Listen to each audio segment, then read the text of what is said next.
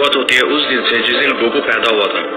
Goku के पैदा होते ही बार्डोक और जिने ये बात नोटिस करते हैं कि उनका बेटा कैकरॉट बाकी के सेम बच्चों से काफी ज्यादा पावरफुल है, और इसलिए बार्डोक नहीं चाहता था कि किंग वेजिटा को उनके बेटे के बारे में पता चले। इसलिए बार्डोक ने अपने बेटे को एक लो क्लास सेन बताया। उसके बाद बार्डोक गोकू को लेकर अपने घर पर चला आता है और उसे किंग वेजिटा से छुपा के रखता है। रैडिक्स इस बात से काफी ज्यादा खुश था कि उसका भाई कितना ज्यादा पावरफुल है। लेकिन रैडिक्स को एक मिशन के लिए बुलाया जाता है और उसी वक्त बार्डोक को एक स्पेसशिप नजर आता है जो कि उनके प्लैनेट के करीब आ रहा था।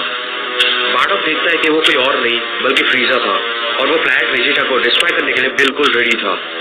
फ्रीजा को देख बार्डोक जल्द से जल्द गोकू को एक स्पेस पॉड के अंदर रखकर जीने के साथ जाने लगता है और कहता है कि कैकरॉट तुम्हें सर्वाइव करना ही होगा, एंड आई एम सॉरी कि मैं तुम्हें प्रोटेक्ट करने के लिए वहां पर नहीं रहूंगा, बट आई प्रॉमिस अगर मैं जिंदा रहा तो मैं तुम्हें लेने जरूर आऊंगा। तुम्हें जिंदा रहना ही होगा कैकरॉट, तुम हम सेंस की आखिरी उम्मीद हो। उसके बाद गोकू को प्लैनेट अर्थ के लिए भेज दिया जाता है एंड देन बार्डोक फ्रीजा के साथ फाइट करने के लिए चला जाता है। सारे के सारे सेंस फ्रीजा को देखकर काफी डरे हुए थे, इसलिए बार्डोक अकेले ही फ्रीजा से जाकर फाइट करने लगता है अपने प्लैनेट को बचाने के लिए। लेकिन बार्डोक की लाख कोशिशों के बावजूद वो फ्रीजा को रोक नहीं पाया और फ्रीजा ने बार्डोक के साथ प्लैनेट वेजिटा को पूरी तरह से डिस्ट्रॉय कर दिया। बार्डोक के मरने से पहले उसके आखिरी शब्द ये थे कि कैकरॉट तुम्हें सर्वाइव करना ही होगा, चाहे कुछ भी हो जाए। ऐसा कहकर बार्डोक प्लैनेट वेजिटा के साथ डिस्ट्रॉय हो जाता है। उसके बाद हमें प्लैनेट अर्थ को दिखाया जाता है जो कि काफी शांत था। तभी किसी एक जगह पर एक स्पेस पॉड लैंड होता है। उस स्पेस पॉड से एक बच्चे की रोने की आवाज आने लगती है।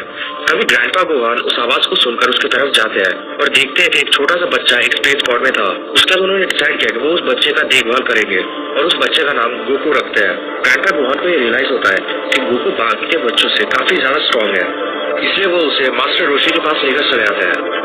गोकू के पावर्स को देख मास्टर रोशी भी चौंक जाते हैं और डिसाइड करते हैं कि वो उन्हें ट्रेन करेंगे और उसे उसकी पावर्स पर कंट्रोल लाना सिखाएंगे। इसके बाद 5 साल गुजर जाते हैं और ग्रैंडपा गोहान तब भी जिंदा थे, क्योंकि गोकू कभी अपने ग्रेट एप फॉर्म में ट्रांसफॉर्म ही नहीं हुआ और उसने कभी ग्रैंडपा गोहान को मारा ही नहीं।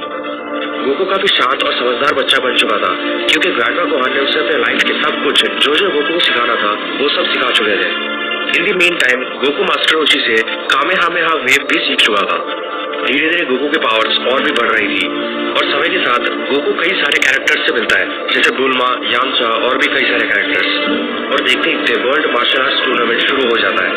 गोकू उस टूर्नामेंट में पार्ट लेता है और उस टूर्नामेंट का पहला चैंपियन बनता है, जो कि सिर्फ 6 साल का था।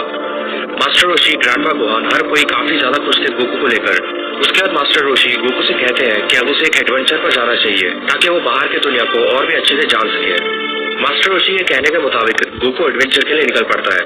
गोकू के एडवेंचर में उसके साथ काफी कुछ होता है और एक दिन अचानक से गोकू को अपने फादर का चेहरा याद आता है और उन्होंने उसे क्या कहा था वो सब एक और बार गोकू के चेहरे पर झलकने लगता है। आई एम सॉरी कैकरॉट, मैं तुम्हें प्रोटेक्ट करने के लिए वहां पर नहीं रह सकता, बट आई प्रॉमिस कि अगर मैं जिंदा रहा तो मैं तुम्हारे पास जरूर आऊंगा। इसके बाद गोकू को याद आ जाता है कि बार्डोक और जीने उसके पेरेंट्स हैं और उन्होंने कहा था अगर वो सर्वाइव करेंगे तो वो लोग जरूर आएंगे, लेकिन वो लोग नहीं आए। इसका मतलब वो लोग सर्वाइव नहीं कर सके। तभी गोकू कहता है शायद मैं इन्हें ड्रैगन बॉल से रिवाइव कर सकता हूँ, लेकिन उसके लिए मुझे एक और साल के लिए वेट करना पड़ेगा। इसके बाद गोकू दोबारा से वापस अपने ग्रैंडपा गोहान के पास जाने लगता है ये पूछने के लिए